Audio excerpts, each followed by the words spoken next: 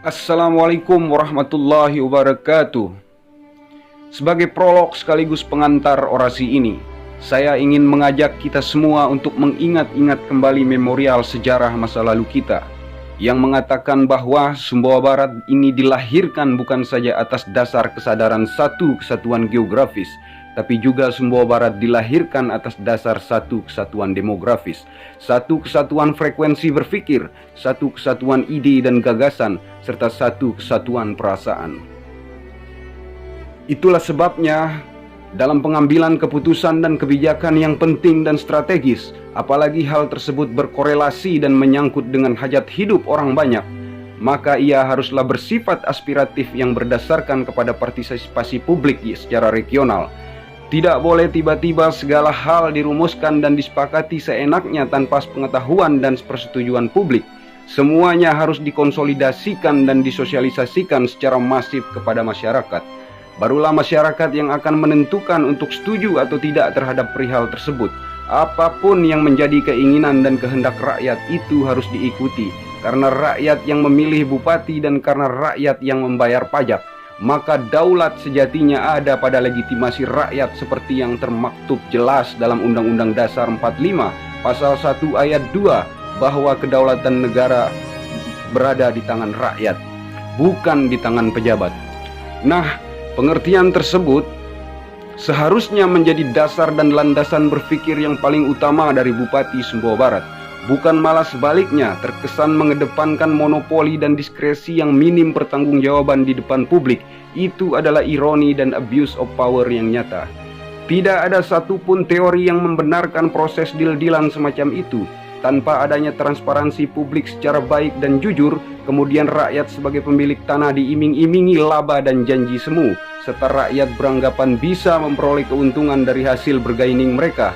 Itu adalah penyesatan dan omong kosong yang tidak boleh dipercaya.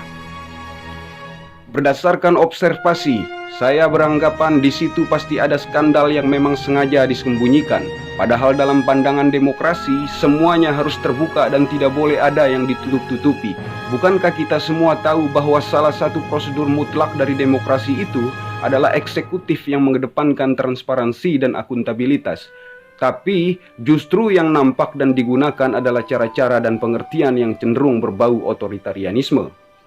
Berkenaan dengan izin eksploitasi oleh semuan dewasa ini, saya ingin mengatakan bahwa apabila Bupati Sumbawa Barat tidak segera menolak dan menghentikan segala bentuk aktivitas eksploitasi oleh semuan yang dilakukan oleh PT Sumbawa Barat Mineral tersebut, maka layaklah pemerintahan ini dinisbatkan dengan predikat rezim paling jahiliyah yang pernah ada sepanjang sejarah Sumbawa Barat berdiri, karena tidak pernah mau sadar dan tidak pernah mau belajar dari kegagalan dan pengalaman yang sudah-sudah. Bukankah perut bumi kita ini sudah cukup lama dikeruk dan disedot oleh Newmont Nusa Tenggara, yang akhirnya juga berubah atau diakuisisi oleh Aman Mineral Nusa Tenggara, yang juga justru mendatangkan efek dan kemirisan yang jauh lebih memprihatinkan. Banyak sekali keresahan dan pertanyaan publik yang tidak mampu dibela dan dijelaskan secara baik oleh Bupati dan DPRD kita sejauh ini. Berapa persen pembagian kue tambang masuk ke dalam kas daerah? Bagaimana kita melihat praktek penyerapan tenaga kerja lokal yang nampak penuh siasat?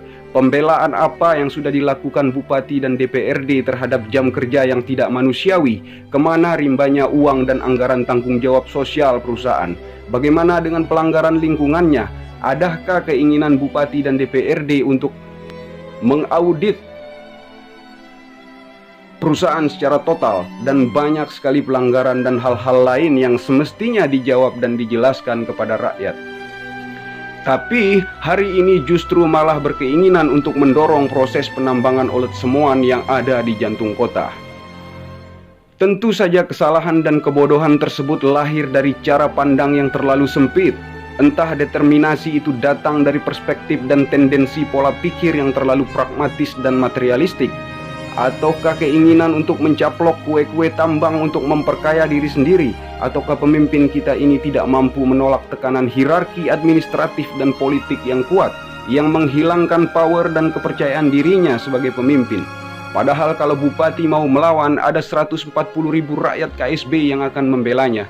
Ini kan dua pilihan yang tergantung kepada keputusan bupati, mau membela rakyat atau mau membela korporasi. Tapi saya cenderung berpendapat bahwa Bupati Sumbawa Barat adalah pemimpin yang berhaluan oportunis, yang bertindak dan melahirkan kebijakan bagi kepentingan pribadi dan kelompok oligarki yang ada di belakangnya. Kita semua ingin didrive, digeret dan diseret-seret ke dalam sistem moda produksi kapitalisme. Yang kapitalisme itu sendiri adalah satu set ideologi yang mengajarkan cara untuk mendatangkan keuntungan sebesar-besarnya dengan modal produksi yang sekecil-kecilnya. Tidak peduli alam kita hancur, tidak peduli hutan kita digundul, tidak peduli perut bumi kita disedot, tidak peduli ekosistem kita rusak, tidak peduli debit air kita menipis, tidak peduli laut dan sungai kita tercemar, dan banyak sekali bahaya-bahaya lain yang menjadi ancaman bagi kehidupan kita. Padahal praktek-praktek tersebut hanya akan dinikmati oleh segelintiran orang saja. Lagi-lagi rakyat yang menjadi korban. Rakyat cuma dapat reduksi, rakyat cuma dapat ampas, rakyat cuma dapat endapan, rakyat cuma dapat debu. Belum lagi kita berbicara soal ancaman bencana alam yang akan ditimbulkan kelak. Ini adalah tirani, dan tidak mungkin kami sebagai generasi yang tumbuh dan besar di tanah ini membiarkan kerusakan itu terjadi. Itulah sebabnya, melalui orasi ini saya ingin mengetuk kesadaran kolektif masyarakat Sumbawa Barat.